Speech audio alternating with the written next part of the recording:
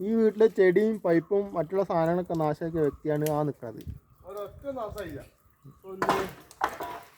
അത് അതിന് രക്ഷ നേടാൻ വേണ്ടിയിട്ടാണ് ഇപ്പോൾ കണ്ടോ പൈപ്പും മൂട്ടൊക്കെ കിടക്കണില്ലേ.